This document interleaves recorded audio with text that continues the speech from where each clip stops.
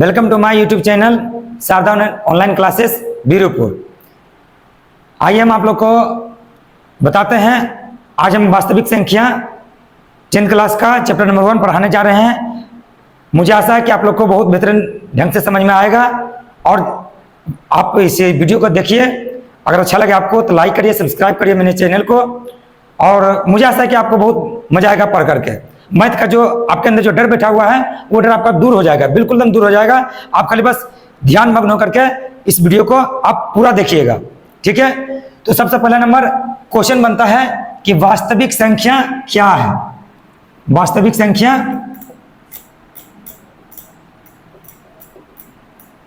क्या है ना। वास्तविक संख्या क्या है, उसके बाद फिर हम चलेंगे chapter by chapter, 1 by 1 question का जितने भी चैप्टर वाइज का जो क्वेश्चन है 1 बाय 1 करके सारा क्वेश्चन बताएंगे। सबसे पहले हम चलते हैं कि भाई वास्तविक संख्या होता क्या है। तो वास्तविक संख्या जिसे मान लीजिए एक हम ये रेखा खींच लिए, ठीक है। ये संख्या लाइन है, ठीक है। ये एक न्यूट्रल पॉइंट है जिसको हम 0 या शून्य कह सकते हैं। ये मेरा दायां पक्ष हो गया और ये मेरा बायां पक्ष हो गया, ठीक है। दायां पक्ष पॉजिटिव होता है और बायां पक्ष निगेटिव। अगर यहां पर हम न्यूट्रल ले लिए, 0 है, अगर 0 का हम बाएं साइड जाएंगे तो माइनस कहलाएगा, मतलब माइनस में जाता जाएगा। और दाएं साइड पक्ष जाएंगे नहीं, दाएं साइड जाएंगे तो वो प्लस यानी कि धनात्मक हो जाएगा। इसको ऋणात्मक बोलेंगे, इसको धनात्मक। तो वास्तविक संख्या क्या है, परिमेय अपरिमेय या चाहे वो धनात्मक हो चाहे वह ऋणात्मक हो, इन सारे संख्याओं का एक समूह है। वास्तविक संख्या क्या है, परिमेय और अपरिमेय, और चाहे वो धनात्मक हो चाहे ऋणात्मक हो, इन संख्याओं का एक समूह है, ठीक है। उसी को हम लोग क्या बोलते हैं, वास्तविक संख्या कहते हैं, ठीक है। तो वास्तविक संख्या का जो 10वीं क्लास का एनसीईआरटी बुक है, चैप्टर नंबर 1.1 का अभी सारा क्वेश्चन बताने जा रहे हैं। हर एक क्वेश्चन बताया जाएगा, एक एक क्वेश्चन बताया जाएगा, आप वीडियो में बने रहिएगा। तो अभी हम आपको बताने जा रहे हैं एनसीईआरटी बुक से चैप्टर नंबर 1.1 का क्वेश्चन। चलिए देखिए बच्चों, ये प्रश्नावली 1.1 का क्वेश्चन नंबर 1 है। क्या बोला जैसा समझिएगा। प्रश्न संख्या 1 में निम्नलिखित संख्याओं का एचसीएफ ज्ञात करने के लिए यूक्लिड विभाजन एल्गोरिथम का प्रयोग करें, ठीक है। तो इसको हम कैसे बनाएंगे जैसा समझिएगा। सबसे पहला नंबर तो ये एल्गोरिथम होता क्या है, तो आप बचपन में पढ़े होंगे, मतलब भाग जब बनाए होंगे तो बचपन में चौथा पांचवा में पढ़ाई जो किए होंगे तो उसमें पढ़े होंगे कि भाज्य बराबर होता फार्मूला एक, भाजक गुने भागफल अजोड़ शेष। तो एल्गोरिथम उसी नियम पर वर्क करता है, जैसा समझिएगा। मान लेते हैं क्या, ये जो आपका है यानी एल्गोरिथम के अनुसार, ये जो एल्गोरिथम जो कहा गया है उनके अनुसार ये आपका फार्मूला एक प्रकार का सूत्र मानकर चलिए कि A equal to B into Q plus R. तो A क्या है, B क्या है, Q क्या है और R क्या है। तो A को मान लीजिएगा भाज्य, ठीक है, अब B को मान लीजिएगा भाजक, और Q को मान लीजिएगा भागफल और R को मान लीजिएगा शेष। तो यहाँ क्वेश्चन क्या बन जाएगा कि भाज्य बराबर, क्योंकि यहाँ पर A है तो हो गया भाज्य, तो भाज्य बराबर क्या हो गया, B हो गया भाजक। तो भाज्य बराबर भाजक गुने भागफल, क्योंकि Q का मान क्या, Q क्या है आपका भागफल, भागफल अजोड़ R क्या लिए है शेष। तो भाज्य बराबर हो जाएगा भागफल भाजक गुने भागफल अजोड़ शेष। इसी के ऊपर काम करेंगे। तो ये देखना है, ये जो क्वेश्चन आपका दिया हुआ है इसमें से दोनों में से बड़ा कौन है। तो बड़ा 135 और 225, दोनों में से बड़ा 225 है। तो जो बड़ा रहेगा उसको जब भाग हम देते हैं तो भाग के अंदर रखेंगे और यानी इसको भाज्य मान लेंगे और इसको भाजक मान लेंगे। किसको, 135 को। 135 को बाहर लिख दिया, इसको अंदर लिख दिया 225 को। अब ये देखना है कि हमको कितना बार लगाएंगे कि लगेगा। अगर हम 2 बार लगाते हैं तो 270 हो जाता है, परंतु मेरे पास है कितना 225 ही है, इसलिए हम एक ही बार लगाएंगे। तो एक बार लगाएंगे तो 225 में एक बार लग जाएगा 135। इसको अगर घटा देते तो कितना जाएगा, 5 में से 5 गया तो बचेगा 0, यहाँ बच गया कितना 22। तो 22 यानी एक से पैसा लिया ये तो 12 में इसमें गया बच गया कितना, 12 में से 3 गया तो बच गया 9। अब यहाँ बच गया आपका 1, 1 में से अगर 1 जाएगा तो 0 बच जाएगा, तो 0 हम यहाँ पर नहीं होने देंगे तो काम चल जाएगा। यहाँ बच गया आपका 90। ठीक, अब देखिए 90 बच गया तो मोस निकालने के लिए क्या किया जाता है, जब तक कि यहाँ पर 0 नहीं आ जाता है तब तक क्रियाएं करते जाएंगे जब तक कि 0 नहीं आ जाता है। तो 135 अब यहाँ पर है जो भाजक मेरा था, अब उसको उतारेंगे भाजी के रूप में। ठीक, अब मेरा भाजक हो जाएगा 90। अब इसको देंगे 2 बार अगर लगाएंगे तो 180 हो जाएगा, लेकिन 180 मेरे पास नहीं है, इसलिए हम एक ही बार लगाएंगे। तो एक बार लगाएंगे 135 में 90, तो 135 में 90 घटाएंगे तो बचेगा 45, एक बार लग गया। अब 135 में 90 घटा बचा 45, अभी भी 0 नहीं आया। अब क्या करेंगे, फिर से इसको घेर देंगे, जैसे इसको घेरे तो वैसे इसको घेर देंगे और उसके बाद 90 जो है 90 हम यहाँ पर उतार दिए।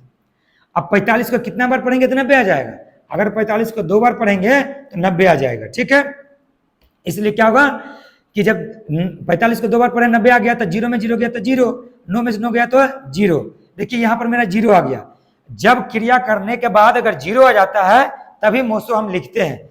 यहाँ पर 0 आ गया, आप देखिएगा भाजक कौन है आपका, तो भाजक आपका 45 था, तो 0 आ गया, भाजक आपका 45 था, तो जो भाजक था वही आपका मोसो कहला जाएगा। तो 0 आ गया, भाजक आपका 45, तो मोसो यानी मोसो बने HCF। HCF यानी ये जो HCF दिया हुआ इसका फुल फॉर्म क्या हो जाएगा, हाईएस्ट कॉमन फैक्टर।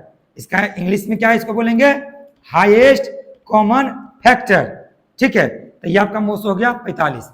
ये तो सिंपल विधि, इसको भाग विधि भी कहा जाता, मोसो निकाल लिए, HCF निकाल लिए। लेकिन मेरा क्वेश्चन यहाँ कह रहा था भैया कि आप यूक्लिड विभाजन एल्गोरिथम से निकालिए, हम उसका प्रयोग करेंगे। तो कैसे करेंगे जैसा समझिएगा।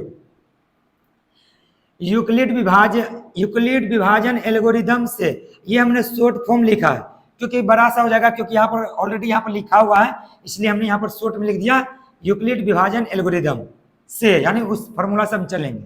तो फॉर्मूला मेरा क्या कहता है, a बराबर b plus Q plus R. तो a माने थे कितना, मान कर चलिए a मेरा ये है, b मेरा ये है। ठीक, और यहां पर ये हो गया आपका q, ये q हो गया, ये आपका हो गया r। देख लीजिए, ये हो गया आपका a, ये हो गया आपका b, ये हो गया आपका q, ये हो गया आपका r। हम एक को भी समझाते हैं, एक को समझिएगा। ठीक, तो a रहेगा अंदर, अंदर हो गया, तो ए जिस तरह के यहाँ पर ए क्या बाहर है, सॉरी बाहर बोल रहे हैं, मतलब इस फार्मूला पर लगाएंगे।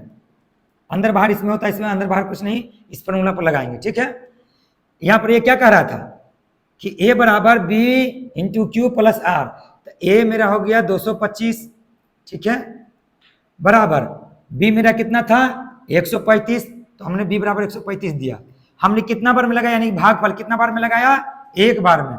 इसके साथ में गुना कर दें, क्योंकि ये इंटू का मतलब गुना होता, तो गुना हमने कर दिया 1। अब प्लस में आर कितना आया था, शेष कितना आया था 90, तो प्लस में आर कर दिए। ठीक, अभी मेरा 0 नहीं आया, चलो कोई बात नहीं, 0 नहीं आया, फिर से देखते हैं। अब इसमें से देखना है सबसे बड़ा या फिर जो भाजक आपका है उसको a मान लीजिएगा। तो भाजक मेरा 135 है, इसको हमने a मान लिया। ठीक, और जो मेरा शेषफल है उसको मान लेंगे भाजक। 90 मेरा शेषफल था, इसको मान लिया भाजक।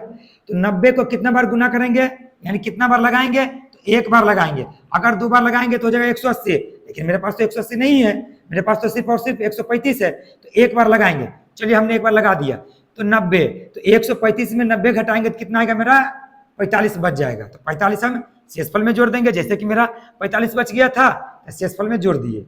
ठीक, अब यहाँ पर देखिएगा इन दोनों में से बड़ा कौन है, यानी 90, यानी 90 यहाँ पर लिख दिए भाजक के रूप में। जो मेरा ये मेरा जो भाजक था, भाजक यहाँ ले आए, भाज्य के रूप में इसको लिख दिए। अब यहाँ पर क्या 45 है, 45 को हम भाजक के रूप में यहाँ लिखेंगे। और 45 को कितना बार पढ़ेंगे, 90 आएगा 2 बार में, 45 दूना 90।